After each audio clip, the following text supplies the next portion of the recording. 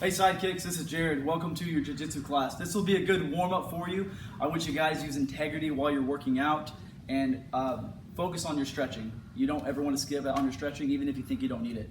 First, we're going to start off on some laps. I'll call out what you need to do. Jog. And then you switch it after a few laps. You want to back pedal. This will get your good hamstrings going and your quads. After that, go inside shuffle. You want a good kind of lower, straight back. Outside shuffle, same thing. And then you want high knees. And then you want your butt kicks. Okay? After a few laps of those, go ahead and get you some squats.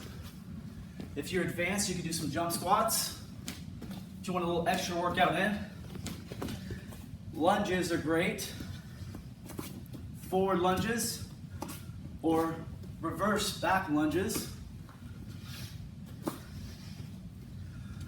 Push-ups.